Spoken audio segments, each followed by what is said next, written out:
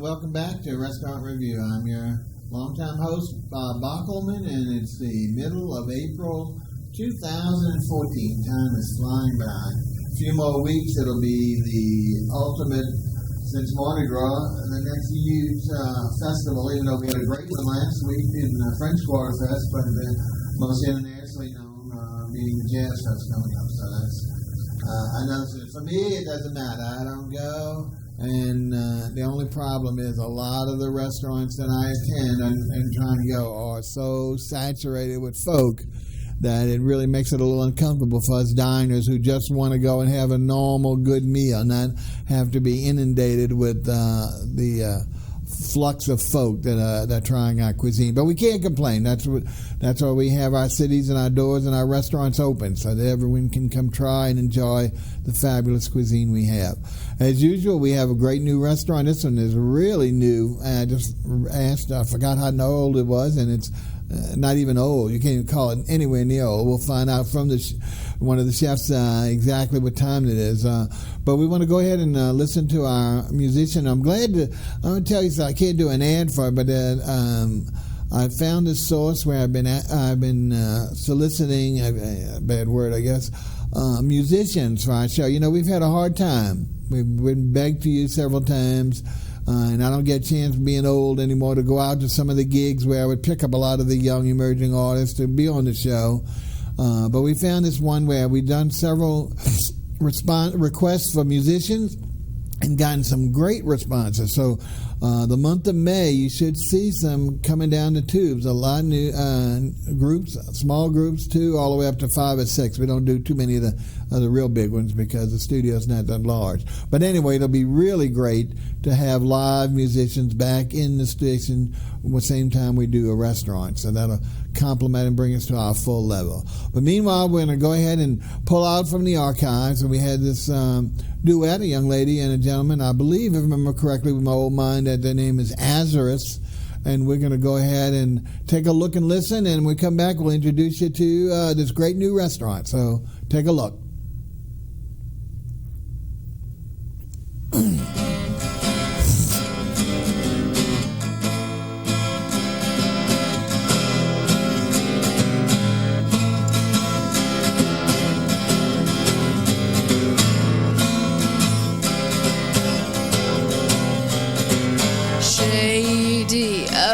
Shady trees above my head.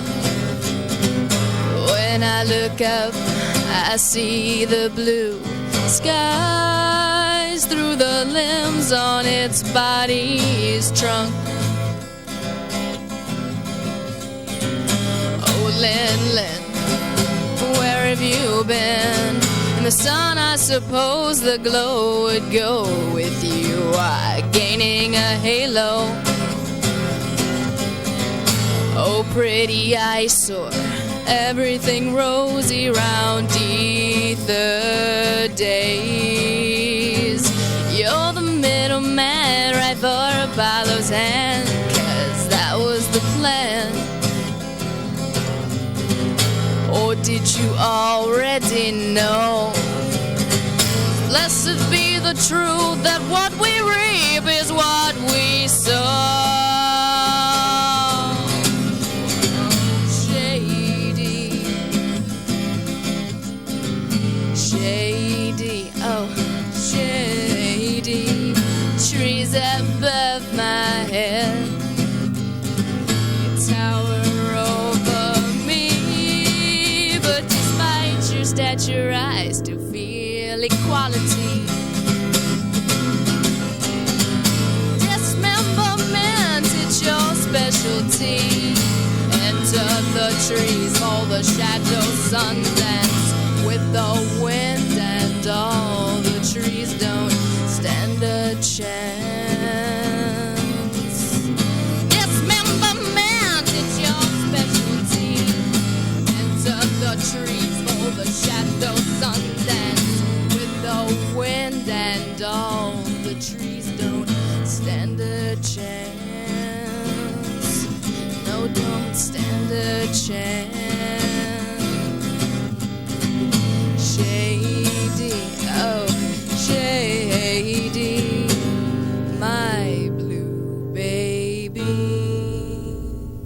Okay, there was a little duet called Azareth. They were on the show a long time ago.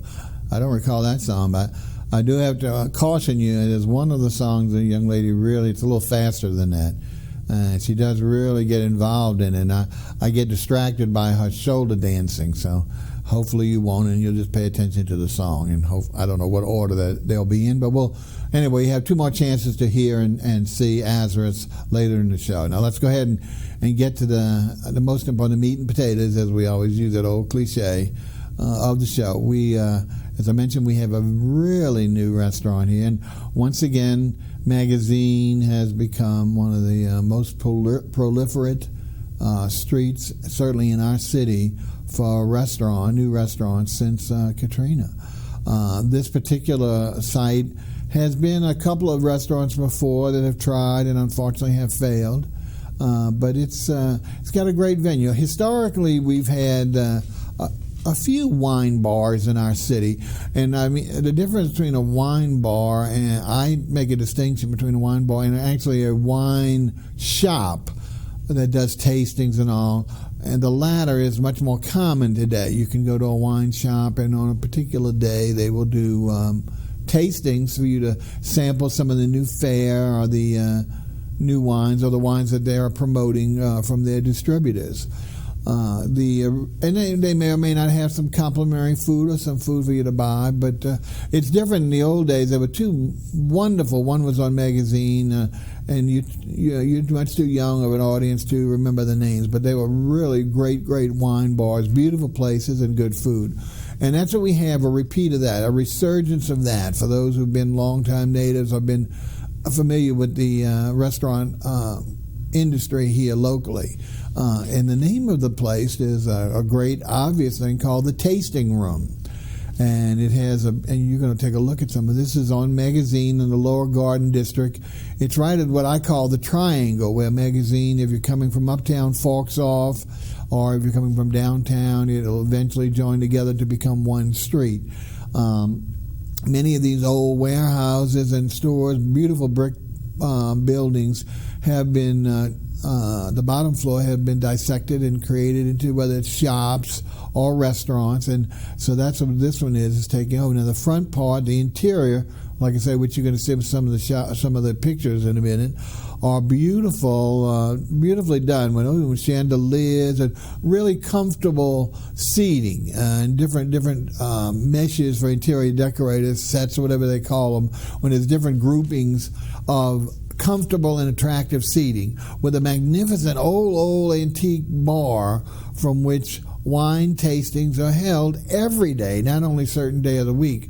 A lot of the wine stores do it maybe once a week on a Friday or another day. Here, any day and during the evening, you can come and do a wine tasting or a flight of wines. And what's good about it is it has a restaurant in it that equals the variety and the flavor of the wines, and specializing in Italian and specializing in what I would call, even though I hate to use that term, DIY, where you build yourself, where you get to choose not only the pasta type but also the ingredients, the main ingredients, some of the sides. So it's really kind of fun because I know many times I would go to everyone develops certain categories of pasta that they really favor, and they get used to it in a certain dish, and yet they'll go to a restaurant and it'll be featured with some other type of pasta, and you cannot get them to move off center. No, that's all we serve, that's all we carry. Here you're going to be really pleased because our chef will explain it more in detail. But let's go ahead and introduce him and take a look at some of those pictures and let him start talking about the particulars of the restaurant, and then we'll take a look at the photos of the food. And we're pleased to have Chef MOWGLI PIERAS. Did I get the name right, MOWGLI? Yes, you did. Oh, close. I appreciate your kindness. I know how sensitive I am to my brutalization, but I'm hoping you understand. We're used to it by now. Oh, that's exactly what I say. If they start with Bob and start with a letter on B, I answer whether it's me or not. Okay, tell us a little bit about yourself. First of all, the name of the actual wine part is called the Tasting Room, a great name for either the restaurant, but the food portion is called Arabella. And even though these are partners in the deal, these are actually together. It's not one versus the other. It's a joint venture where there are really two rooms for eating and drinking. In the main room we just talked about, and then also the beautiful, you know how we love our courtyards here in the city, and a beautiful little courtyard. But you can dine and drink in either capacity, whatever suits you, depending on your weather, your druthers, etc. Tell us a little bit more about the tasting room. And well, first tell us about yourself. I know you came from the north. Yes, tell us, well, most of our transplants have been coming since Katrina. Why don't you tell us a little bit about that? Well, I was actually here a couple years before Katrina. Good. So I've been here long enough. Give you points for that. Let people know that I'm from here now. Right. I'm a Saints fan. There you go. There you go. And you came to us from New York, is that right? That's correct. Excellent, excellent. And originally when you came down, obviously most people say, oh, post-Katrina, since you came before, what drew you down here? Just you knew about the culinary development here, or how did that develop for your interest? Well, I actually went to college in Atlanta and got a job opportunity down here in New Orleans. It was supposed to be about a 3-month job. And I came down, I took the job, and 3 months later, instead of going back to Atlanta, I just stayed. Well, we're so glad we can steal something from Atlanta, because they steal a lot of things from us since you're a football fan. But we're real pleased that you decided to stay here. And I think, even though Atlanta's a fine town, they really do not have the restaurant-type community that we have. They have some good restaurants, but nothing to the volume and variety that we put out on independence as opposed to chains and stuff like that, where a lot of emphasis is put. Okay, now let's talk about the combination of you and Toby, the owner of Tasting Room, of be a little more specific about what we talked about and how long you've been open, how many you seat, and then let's talk about details of when you're open so people can know where to find you. Okay. Well, the Tasting Room and Arabella Casa de Pasta share the space. Okay. You can sit, like you said, you can sit inside, you can sit outside in the courtyard. We try to meld it as well as we can to kind of make people feel like they're not in two separate places, but it's actually just one experience. It's a beautiful board. Excuse me if I interrupt. I don't know if you can see it close, but it's, in fact, I understood that was in the restaurant before, but covered up by the previous owners. So they were glad to expose it and bring something beautiful. But you can see the different, and there you're looking through the French doors out toward the courtyard, so you can see a little bit of that. But like if you saw quickly, there are numerous different settings. But go ahead, let's talk more details again. No problem. We are open Wednesday through Sunday. From Wednesday through Sunday, so closed on both Monday and Tuesday. That's correct. Okay, so that's your weekend. Yes, it is. And how about hours? We are open from 2 o'clock until 10 o'clock. Okay, so you're not doing lunch anymore? I thought it was at 12. No, we're no longer doing that. I didn't know that. Oh, folks, uh-oh. I feel bad. I just told some people to go for You can have lunch. a late lunch starting at 2. Yeah, well, not everybody follows that later lunch. Well, that's our only unfortunate disappointment now, is that because I know when we were first going, it's opened at 12, and it was less days, but still it gave the opportunity for you to try lunch. Anyway, it doesn't matter when you go, the food is going to be good. So it's 2 o'clock till about 10, you say? Yes, sir. All right, and then it's all the way through Sunday. Okay, now, I know I had something else on the. You said how I keep telling about how young you are. How long ago did you actually open the restaurant in the? It's been about 2 months. 2 months. So you can see it's very, very new, very, very new. And you do have. We didn't put the titles, but they do have websites on Facebook for both the pasta part or the food part and also the wine part. Do you remember what? Well, I know you know yours. What is yours, in case somebody wants to see a little bit more detail? It's facebook.com/Arabella Casa de Pasta. So it's a long one. Arabella Casa de Pasta. It's a house of pasta for those who aren't as fluent in the other Italian languages as myself. And then and you believe the other one, I believe, is facebook.com, the Tasting Room NOLA. The Tasting Room New Orleans. Oh, New Orleans. Okay. All right. Great. Okay, so you can check that. And on that, do you have, on your portion of Facebook, do you have the menu, or what kind of information can they get off of that? We rotate our menu very often, so we try to, if we make any changes, we post it on the Facebook page. We do a different menu, try to do it weekly. We have a few things that we are considering our staples that will stay on, and we like to rotate in and out different sauces and different noodles and different types. so people can keep it fresh and keep coming back and trying new things. Yeah, well, that's the great thing, because even if you fall in love with certain ones, after a while, you always like to have a little. I know I love variety, but it's really fun to see earlier when they're opening how they actually, because all their pasta's handmade. They do use machines to come out, but his lovely wife is in charge of sorting that out and dividing the different types of pastas. So what's really nice is that they're all homemade there. You're not buying it store-bought. Not that there's anything wrong with store-bought, but you can tell the freshness of that and a lot of the ingredients that they're using. So without further ado, I think that's the majority we've gotten out to people to where to find you and what times to find you. Let's go ahead and open up and take a look at our first pictures.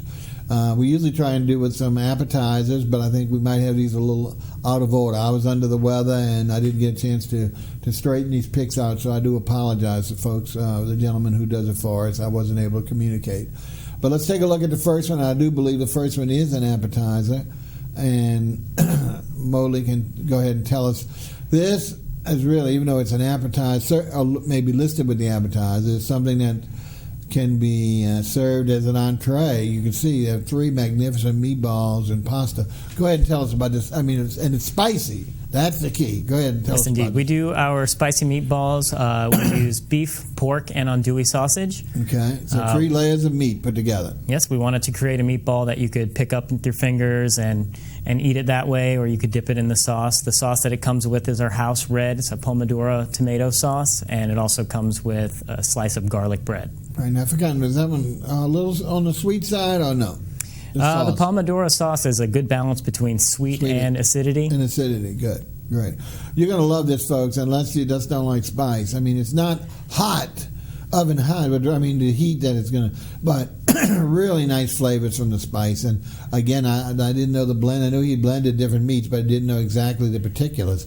Really good taste. Every time I go, someone's trying this and really come back with some great compliments.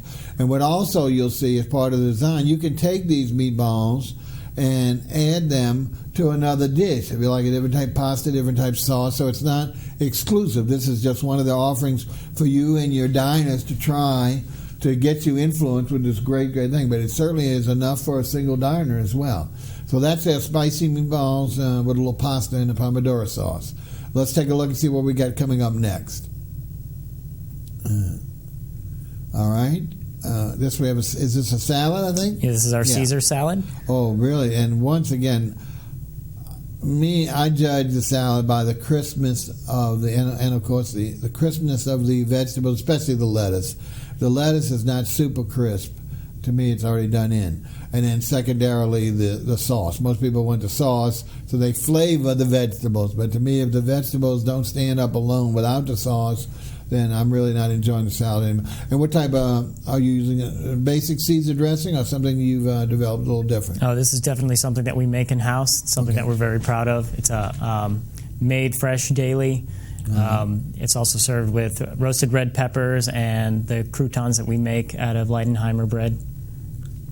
Okay. Now, how does, from a flavor standpoint, how does this dressing, maybe differ than the standard Caesar dressing? Can you give us that idea? Yeah, I think it's a little bit tangier. I think one of the reasons that we try to make it fresh every day is because Caesar dressing, the longer it sits, will actually start to lose a little bit of its tanginess, and then the flavor really drops down. Absolutely, it'll subdue. Well, that's what I found was phenomenal. Is that the parallel of the flavor from the sauce itself to the actual, specifically the lettuce, but all the vegetables, but specifically the lettuce, was so crispy, and not ice cold, so it's frozen. It doesn't have to be ice cold, but chilled and crispy. I mean, it was just really the perfect pairing for a Caesar salad. And of course, then add a little color with the red. That's even nicer, and the wonderful homemade croutons are really nice. Okay, let's see. I think we hopefully move into. This is actually a pasta dish. Yes, this is our shrimp piccata. Okay, now we have jumped. Like I said, I do apologize. We will come back in a minute to some of the other appetizers, but we're actually going to be looking at some of them. And as we mentioned, why don't you describe to the folks how you have chosen? Because this doesn't come necessarily just like this. You're not going to see the shrimp piccata with all this stuff on it as a line of a menu. You're going to see 3 separate sections of the menu. And why don't you tell us a little slowly on each one of those, how do those work? Well, we like people to start with whatever noodle they like. Right. We list all of our noodles on our menu from shortest to longest, and then they move into what sauce they would like. We list our sauces from lightest to heaviest. The shrimp piccata is one of our lightest sauces. It's extra virgin olive oil that's infused with a little bit of lemon, and this sauce actually does already come with the shrimp in it. Right. So it's shrimp and arugula, some shallots, and some white wine. We add the arugula and dress it with lemon-infused extra virgin olive oil just to let it wilt. We recommend that you do this with one of the more delicate noodles like the fettuccine that's pictured right here. Right. And it's interesting because, I love citrus, so that lemon flavor to me really added a distinct situation, which I've never had any before at all. So this was a really nice selection. But once again, you don't have to have that particular pasta. And why don't we go over step by step I know you said the short to the long. So why don't we detail first before we look at the next picture? What is the 4 or 5 categories of pasta you make now, starting with the short to the long? Right now on the menu we have a fusilli, which is a short corkscrew. That's a curly kind of corkscrew? Mm-hmm. Yeah, I love that. Anyway, go ahead. So that's your shortest one? Yes, then we go into a rigatoni. Oh, okay. Rigatoni is just the rigid tubes, a little bit larger, thicker. Right. We make a spaghetti, which is actually a vegan noodle. There's no egg used in it at all. Wow. So it's just the flour and the water. Fantastic. And so if we have any vegans that come in. Is it a small spaghetti, like very thin, or is it a larger one? No, it's what I would call a medium width spaghetti. Good. And we also have the fettuccine, and we do offer a lot of these noodles spinach as well. Okay, very good. All right, now let's talk about the next thing would be the sauces. Yes, sir. We go from the light to the heavy again. Yeah, most of the lighter sauces we think go again well with those more delicate noodles. Like some of the shrimp piccata we just saw. What other ones do we have? There's and a we'll primavera. Reiterate them when we see them on the pictures. Yeah, there's a primavera that I believe we have a picture of as well, and then it kind of goes into our more tomato-based sauces, our pomodoras, our puttanescas. We try to keep everything very classic. Just very very simple. And other than the shrimp that come, what are the other sides? Like we talked about, you can put in the meatballs in any of these dishes. What are some of the other entree sides that you could put in there to finish off your pasta? You can also add chicken. You can add asparagus, broccoli, any other vegetables, like seasonal vegetables that we're getting in. We'll throw those on the menu as well. Okay. Shrimp you can add. Obviously, the shrimp piccata already has shrimp in it. Right. But if you so wanted the more, seafood is the option. Is the shrimp? The meat we will get salmon and tuna in from time to time. Oh, okay, great. So you do vary that up too. Yes, and indeed. Right now you're having chicken, the meatballs, and what? Any other fowl or meat? Just vegetables, right? Mostly just vegetables right now. Yeah. All right. Well, let's take a look at what we got, and I think this next one might be the appetite. No, go ahead and tell us about this dish. That is the fusilli, and it's pictured there with the fungi sauce, which is a mushroom sauce made with portobello mushrooms and heavy cream. The mushrooms are deglazed in a little bit of brandy, so it kind of locks in all that earthy flavor. And we recommend getting it with that noodle because again, you stick your fork into that noodle and you're going to get a bite of everything. That's pictured. They added chicken. Right. And that's actually our best-selling combination by far, the fusilli noodle with the fungi sauce. Yeah.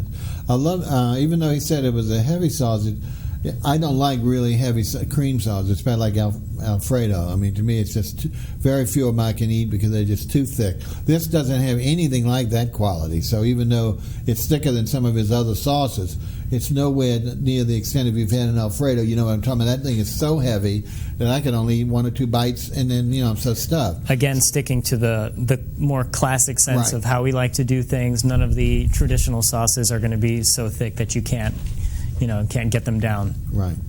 Okay, so look, again, beautiful choices. All right, let's take a look at another one. I know we have, I think now we might be moving into the bruschetta. Yeah, we're jumping back to the appetizer, and I apologize for that.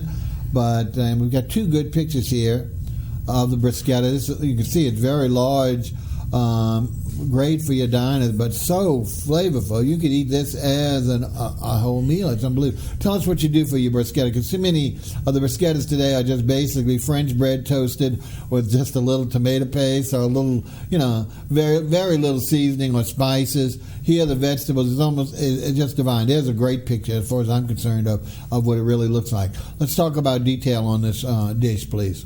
Okay, well, we toast the bread, and then after it comes out of the oven, we rub it with a little bit of garlic, which gives you that garlic flavor on the bread. We're using Roma tomatoes. We will switch this up from time to time, too, depending on what's in season, what's looking good. So this one pictured, it's Roma tomatoes and basil, balsamic vinaigrette, reduction sauce put on the top of it. Again, once you taste how fresh these vegetables are, it's just amazing. That's what really adds to it. Too many of the appetizers we're seeing now under the term bruschetta is really sounds like a prepared sauce, whether it's canned or just something that they put together and smeared on bread to serve as an appetizer. This is truly dynamic because it really is using the fresh ingredients, so you can tell it all together. Like I say, it's a little hard to eat, I have to admit, because there's so much stuff on them. Even with my big mouth, I was still spilling a few things on, but it's great if you spill it back on your plate that you can then use your fork and pick up the additional pieces. But it really, I think it's a great starter for a single diner or really for your group. All right, now we want to go. Now, we're talking to Chef MOWGLI PIERAS of Arabella Casa de Pasta, which is part and parcel of the tasting room. So don't get confused between the two of you. Remember, either one, you're going to be in the right place. The only difference is the tasting room is basically geared toward the wines that are offered to the customer. But the full pasta, the pasta and the other food is coming from the restaurant. However, you can eat it at either place. Some people think, the front is the wine bar, so you have to wait to eat in the courtyard. Absolutely not. You can find a seating. If someone's not seating you, if he has an opening, you can sit anywhere in the two rooms and be served, whether it's food and or drink and or beverage. So that's what's really nice about it. All right, let's go back and take a look at our pictures. I think we should have hopefully one or two more. Is this another? What is this, pasta dish again? Yes, sir. This is the rigatoni with a pecan pesto cream sauce. Now, tell us a little bit about your that's another thing that I think has gotten to be a misnomer. When pesto came out, of course, everybody went bonkers over it. Even though it's an old thing, it's really, it trends with everything. It came out of about 15, 20 years ago when it became popular. This is a great shot for this aerial view. See, was that shrimp on that? Yep. Yeah. The pesto here was, once again, nowadays it's gotten so commercialized that it's pureed to be some kind of drizzle, and many times doesn't have the freshness or the flavor. Tell us a little bit about your pesto. Well, traditionally, pesto sauces are made with a pine nut. Right. We decided to... That's right. You have a big difference here. Yeah, we decided to go with a pecan, and we roast the pecans in-house along with a little bit of garlic, and then we incorporate that into the basil, which essentially becomes the paste that we make the sauce out of. We just found that it was a lot tastier. You get a lot more of the nutty flavor, and it holds up really well with a lot of the more earthy wines that they offer at the tasting room. Absolutely, and even though I'm a favor of pine nut the pine nuts, I love them. What's happened is too many of the chefs don't cook it long enough, so they really just become too soft. So the whole idea is to give a crunch and a flavor, not just a flavor. So this is what I applaud, and I had forgotten that he did that. By putting the pecans, they retain their texture. They're not going to get soft on you no matter how long you cook them. But it's going to release that flavor, so you get that nuttiness, which, because pine nuts are certainly much milder, you don't get as you cook them that way. Plus, you maintain the stability of the nut itself. So you're not just getting something soft and chewy that then you can hardly distinguish between the pasta and the pine nut. So here, you got I highly recommend this particular dish. All right, let's see if we have a few more before we, not sure if that's the last one, or we might have, no, this is back to What do we have here? The salad? Is that a salad? No, that's the Primavera. Primavera. It might as well be a salad. It's mostly just vegetables on top. Exactly. Primavera, for those is predominantly a vegetable dish, pasta dish, but it could very well be a salad. Let's talk about some of the great ingredients you have on this plate. We have artichoke hearts, asparagus, a little bit of broccoli, tomato, and basil make up the bulk. Okay. And we do this with a little bit of white wine. We reduce the white wine to give the sauce a little bit more flavor. Then we take the noodles and we'll actually coat the noodles with the cheese to make the sauce stick a little bit more. To adhere to glutenate, right. And then we'll put all the vegetables right on top of the noodles and serve it like that. So let me interrupt. I mean, because you're so classic, can you tell us about your training? I mean, how much of it was classically done, since you're so steeped in the classics here with your dishes? Well, most of my training came in the most unconventional way, and it's just working at restaurants since I was about 13 years old. My first job was throwing the wok at a Chinese restaurant, and I did that for years. But how did you get the knowledge of the Italian dishes so intense? That's what I mean. Without name, you don't have to name the place.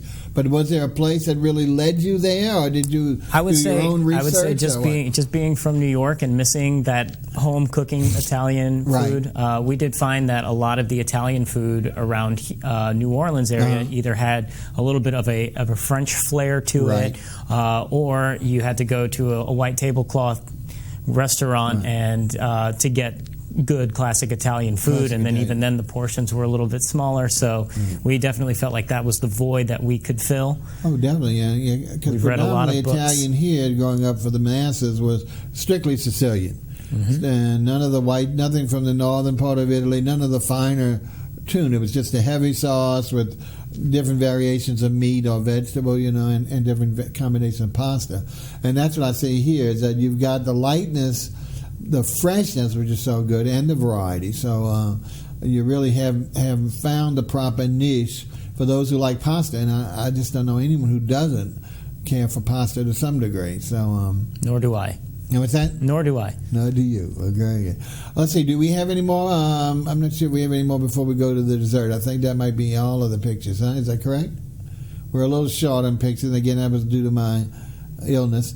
But let's talk about, there's one other appetizer that really we didn't have, and it's really great. It can be not really an appetizer. It can be served at any time. Like, especially, I know the ladies love it. We brought some ladies for the wine tasting, and they just had this cheese board. And of course, we all know that a lot of them have cheese boards or salumi boards. But this particular one really hit the mark. Can you tell us any details on that particular cheese board that y'all do? And I'm probably sure it changes all the time. The cheese board is actually done through the tasting room, as well as the desserts that we'll get to. They rotate in the cheeses depending on what's seasonal, what looks good to them at the time. And then you think a local purveyor, like we have a local purveyor in cheese that everyone seems to gravitate to now since they opened since Katrina, and I'm hoping that's because they were excellent choices. They really were delicious. And they served with, of course, typically some affair of nuts and some fruit. Yeah, and some fresh fruit. So once again, we don't have a picture, and I apologize for that, but it's something that you can have at any time. So it's not something that has to be for the diners. You could just have that, and like I say, many times that's more than enough for most of the people who are having some wine. They just want to have a little something to put in their palate in addition to the different, especially tasting the wine. Okay, we're talking to Chef MOWGLI PIERAS of Arabella Casa de Pasta. There's a lot of mouthful here. As also part of the tasting room, which just opened a couple of months ago on Magazine. What's the exact address? It's about 1906 Magazine Street. 1906? Yes, sir. It's not on the corner, so don't. You're going to have to find it. It's in almost not the middle of the block, but you'll see there's a series of shops that are narrow. Some of them are restaurants. Some of them are just other types, different types of shops. But what's great about them, they're all lovely because they're all basically solid brick buildings, with the walls on each side being solid brick and exposed for these great looks, and high ceilings. And just here, the interior decorator just has done a beautiful job with regard to placing different settings for you to sit and eat and drink. It couldn't be more comfortable, and yet being almost formal. Nobody there dresses up to any nth degree other than maybe a blazer. But at the same time, you feel very comfortable. And if you really don't like that, then as you get toward the back of the interior, there's much more casual seatings. And, of course, then in the courtyard, it's extremely casual. But it's something you can... we mentioned that they're open Wednesday through Sunday. My only disappointment was to learn that they're no longer starting with early lunch. So if you're a late luncher, which I do a lot anyway... If you're a late luncher or just haven't had anything yet and just feel like something, 2 o'clock is when they're opening and staying open for the most part to 10 or maybe sometimes a little longer. Especially having the wine there, I'm sure most of the people who start consuming some of the wine might not be as meticulous about watching the time. Let's see. The reservations, of course, are not required. Do y'all even take reservations? No. No, okay. Because that's the only problem, I would think, is as they build the popularity, but fortunately, because you can eat in both the courtyard and the interior room, you shouldn't have too much of a problem finding a place.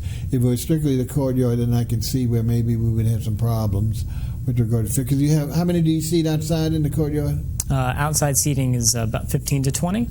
15 to 20. Okay, I didn't think it was that long. You have about 4 tables? Or? We have 5 tables and a long bench outside. Oh, okay. Gee, that's how oblivious I am. But really nice. And what's really cool for those who like open kitchen concept, even not officially an open kitchen, is the kitchen is the one of the walls of the courtyard, and there is a... typical, the old half, I forget what to call those doors that have half up. Dutch half door. Open. What was that? A Dutch door. Thank you, Dutch door.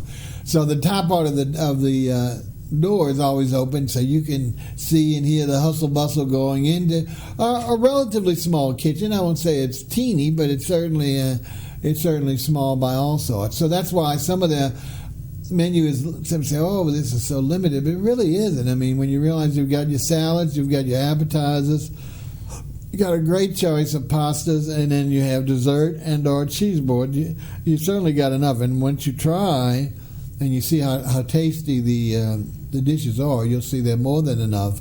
You don't need these gigantic portions that some of these other Italian restaurants are known for, where all you wind up doing is bringing home the bulk of it anyway.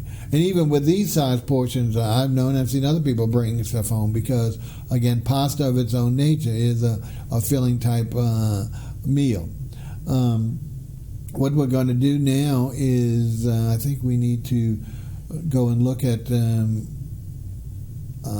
musician. But before that, let's see. Before that, we do want to tell you about that just as Chef MOWGLI is running the food part, the Arabella part, his counterpart is Toby. What's Toby's last name? DeVore. And his lovely wife works there as well. And they make a and they're from, of all places we don't always love to say, but California. So they really are steeped in the California wine knowledge, even though their wines we'll talk about in a minute or extend way beyond California. But they're very hospitable. They do a great job in the front as well. So we have 2 complementary forces that have come together and put together a great combo for you. But what we're going to do now is, like I said, we're going to go ahead and take a look and listen at the second song of the duet. The group is known as Azarus, and then when we come back, we'll take a look at the beverages. I'll talk about the beverages and also take a look at some of the desserts. So go ahead and check out Azarus, and we'll see you on the other side. Finally made it. Must have woke up on the right side. No more looking around, seeing what I could have but denied. Filled the belly satisfyingly enough. Yes, yes, yes. No, no, no, no. Yes, yes, yes. No, no, no, no. Ever have a dream and think it's so far away that but you could never see the seams that held peace dreams together. Now I realize life's like a flower. It will never open up to you unless you do more than plant a seed or two. Nurture yourself, I say. Make your dreams so important that none can take them away. The best advice I was ever given: don't stay to wait another day, but think before you speak, or you might find yourself up a tree. Moderately make your means, moderately make your means, and you can grow them before you die. Don't wait for heaven to say you can do anything. I realize it now, finally made it. Must have woke up on the right side. Maybe now, a little more jaded, but who cares? Who cares? I'm not gonna lie, I'm happy to be here. I'm not gonna lie, I'm happy to be anywhere. As long as my smile brings a reply. Yes, as long as my smile is able to bring a reply. Yes, yes, yes. No, no, no, no. Yes, yes, yes. No, no, no, no. I'm not gonna lie, I'm happy to be here. I'm not gonna lie, I'm happy to be anywhere. As long as my smile brings a reply. Yes, as long as my smile is able to bring a reply.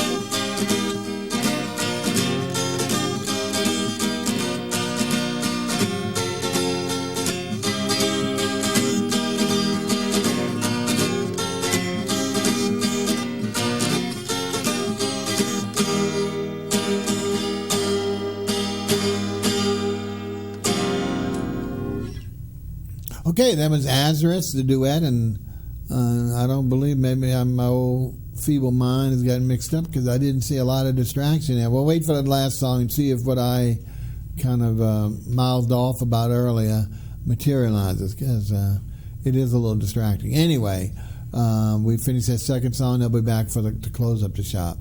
Now, once again, we're talking to Chef MOWGLI Peerless of, here we go again, Arabella, Casa de Pasta, and part of the tasting room. And now we're going to focus a little bit on the tasting room and talk, even though we don't have pictures per se of the wines. Now, they do offer a few other beverages, but I think it's only beer.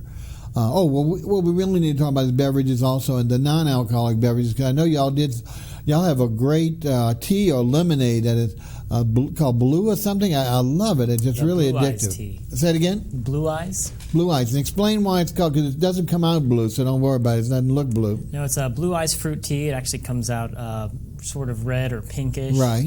The reason it's called Blue Eyes is the flower itself is a pink bulb with a blue center. Okay. And then what other than, you have sodas, and we don't want to name the brands or anything, but they have soda. What else do you offer that's non-alcoholic? We offer soft drinks, and we brew a different tea every day. Sometimes it's the Blue Eyes. Sometimes we do a lemon ginger sunrise. And you do the hot tea too, or is it just... No, just iced. Just for the iced tea, okay. All right. But now let's talk about the tasting rooms, which is for those who really enjoy their wine. As I mentioned, they do have some limited beer selection, but I don't believe they're doing any kind of cocktail. A lot of our bars today are just inundated with new creativity on cocktails. It's like, who can think of 10 new ones this week? And so it gets a little ludicrous as far as I'm concerned. Here we're talking about just a great variety of wine. The folks who, Toby and his wife, as we mentioned, really are steeped in that, coming from their California background.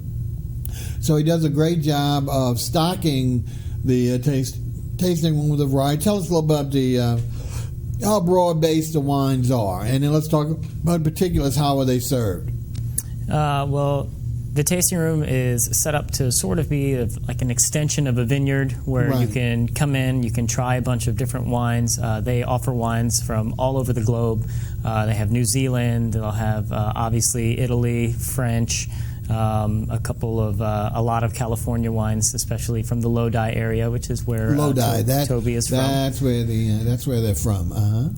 And so, as he said, you can go there like early on and try whichever. Normally, though, Toby is the one who selects the wines that they're going to be serving for the tasting. Is that right? That's correct. Okay, so what you do then, and I'm sure it's a combination of whites and reds. So if you don't like whites, I'm sure it's some sample for you there. So you can actually participate in that, stand up at the bar, or even I'm sure take a seat and try the different ones that you'd be interested in, and hopefully you'll find one that you want to maybe go ahead and get a glass of. But what happens is, in addition to the tasting itself, you can actually buy any of the wines, whether they're just featured that day or not. It's not exclusive to whatever those wines that he's tasting. But you'll see, as we saw earlier, if you paid attention in the early pictures, the walls, the major wall is just top to bottom filled with different wines. So he has for a small place, he has a great variety of, as you mentioned, international wines for you to try. And there you can buy the glass or buy the bottle. We brought several ladies, and all of a sudden they realized that by the glass wasn't doing it. It was just much easier to buy by the bottle, and that way they could control the amount that each one wanted without one drinking too much and the other one not getting enough. So it really works out great. And then there's also fleets of wine, which is usually things that are done during a meal. It's like a pairing. Is that right, or am I totally off base with that? No, that's correct. They offer flights of whites, reds, and bubbles. Okay. So depending on what you like. But is that with food, or is that does it have to accompany food, or is that done also just if you want the wines? You could do it completely separate if you want. Okay. We try to do a really good job of making sure we know enough about what wines they're using so we can complement our food. To recognize that what would be a good pairing with your food. Absolutely. So that's great, because again, I know we all think, even though I don't drink anymore, but I love the smell. I love bouquets. But we all love to think of ourselves as wine connoisseurs. But oftentimes, because of when you go to a place that has so much access to varieties, it's not just 2 types or 3 types of each color. It's great to be able to have someone who's a little more knowledgeable than yourself to say, well, if you're having this particular, like the shrimp piccata, maybe this particular white varietals, that might really supplement that taste. So rather than you just guessing, or always having a Chardonnay, or always having Pinot Noir, to try and see what the staff has to offer and what they recommend. I'm sure they're not going to steer you wrong, and unless you die hard that you have to have that particular wine and nothing else, and we can understand. But the whole idea is to be adventurous. You're trying new foods, new combinations, so at the same time you should also try as many different wines that will go with it that you think. And once again, it's very subjective. So even though someone else might have an idea that this is the only wine that goes with that dish, if you don't care for it, no matter how good that pairs in their taste, it's what you like. And so that's what's good about the tasting, is that they'll let you taste a particular wine before you drink it, so that way you'll feel like you're not invested in a wrong vineyard, in a wrong varietal. All right, now let's take a look at the desserts. And as we said, the desserts are part and parcel of the tasting room, provided by that for your pleasure. But again, offered at any of the seating. So whether you're having lunch, dinner, or just drinking, because a lot of these ladies now love to have a glass of wine and a dessert. They skip all the meals and have those sweets, especially having chocolate, which is one of these desserts with a great hearty red. It's just very, very good. Let's take and again, the nature of these desserts, once again, are classic. We're not talking about today, because desserts come in every flavor, color, every combination. They take bread pudding, and it's amazing the different concepts that bakers can do with bread pudding today. In our day, it was one way, and today I mean, half the things don't even look like bread pudding nor really taste like bread pudding. But that's the ability of the wonderful community that we're in. But here they've stuck, just like with the pastas, they've stuck with the basic 2 desserts that are very classically known and will go, of course, well with both your dinner or your wine alone. And the first one is, I believe, a cheesecake. Let's take a look. Yeah. And am I right? And this is, I believe, the classic New York style. Have you tasted it, Austin? Yes, I have. Okay. Wouldn't you say? And this is what I liked about it, because once again, Americans have such a sweet palate that they're taking classic desserts or desserts that were tangy or tart and making them sweet. Well, adding cream or all this. Here they do have some cream if you want to put it on the side.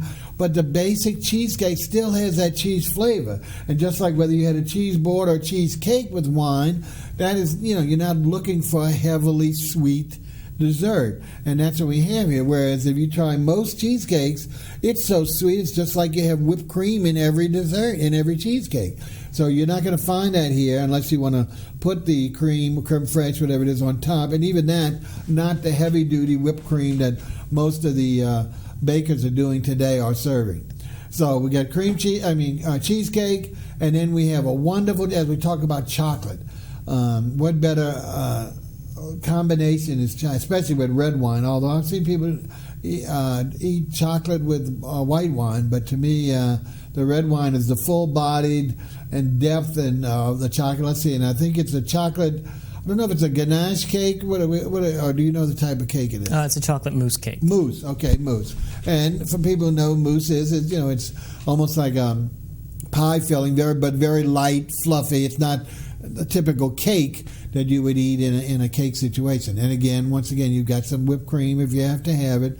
But the depth of the dark chocolate, that's what's so important here, goes so well with the red wines that we saw many of the ladies early on in the evening, before, I don't know what they were going to do when they were going out to dinner, but we're having the chocolate cake with an extra of glasses of the red wine. So I don't know if they had room to have a regular meal after or not. But it's a great comment. Really, a lot of folks will stop in if they've eaten in the nearby vicinity, and will try just for an after-dinner drink, a lovely, again, wine and or dessert. So we're real pleased. Again, Chef MOWGLI, is there anything you want to tell us before we close out the show with our songsters? Because I think we're approaching that time. No, nothing really comes to mind except just come see us. Come try some pastas. Okay, so one last time, a review, as we mentioned. The address is 1906. Yes, sir. 1906 Magazine. It's in the Lower Garden District at the Triangle. Hopefully you know what I'm talking about. And it's on what I would call the river side of the Triangle. So the restaurant itself would be on the riverside, where some of the others would face the lake or face downtown. It's not in the in either one of the extremities. It's near the middle. Again, parking here, well, of course, as you know, Uptown is famous and downtown famous for street parking. I don't think there's a parking lot anywhere to be found in close proximity to any of these restaurants. And yet, especially if you're going after hours, as you know, most of these are metered parking, if they have meters at all, on the streets, and many of the side streets have no meters at all. So you just go off a Magazine a half a block and you've got ample parking. So if you go after the normal work hour, you should not have any problem with parking at all. And so they're open at 2, though. If you're down there early on and you want to stop in for a drink or something light or whatever to eat, you can. Open till 10 o'clock. Just remember, their holidays are Monday and Tuesday, so you need to find some other place on Monday and Tuesday, but it's good Saturday and Sunday. And we need, our new trend is breakfast brunch places, and so every one of the places that serve any kind of food items during the day, on Sunday especially, but also Saturday, are filling up. We can't keep up with them, and that's why they're creating so many restaurants that are featured mainly with breakfast and lunch, because it's just so popular, especially on the weekends. So here's another one you put in your niche that you can go as long as you don't mind dining a little late. We want to go ahead and tell you that about some upcoming shows. We've got some great new restaurants coming. I believe the next one is real fun. It's called the Sandwich. You know how we love to mispronounce words, and that's That's on Maple Street, taking over again a previous restaurant. A wonderful chef who's done fine dining and has taken it to a new level by creating sandwiches and small plates that are really quite extraordinary, quite unusual. And I'm not going to give away some of the phenomenal things. So even though they have the standard type pull boys, if you want to call it, they also have a tremendous line of their own specialty sandwiches with great, I believe they have some good soups and salads, so a wonderful combination. That'll be coming up soon. And there's another, we finally have a new Turkish restaurant right downtown on Canal Street called Haifa, H-A-I-F-A, that's coming on. And what's good about that is these people have taken what ordinarily for years when I was growing up just a service station and converted it to a fantastic looking restaurant with interior and exterior dining. And so you'll love it. Anyway, stay tuned for it. Look for us in the restaurants, and now we're going to let the group Azras take us out. And we'll see you somewhere eating.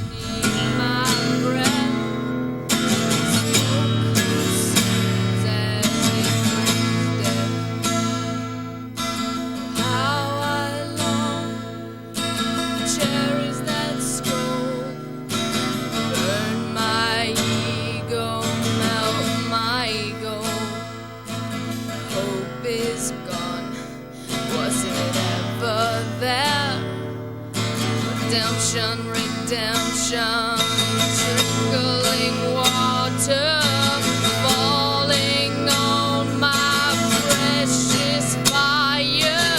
Oh, but it will raise up higher.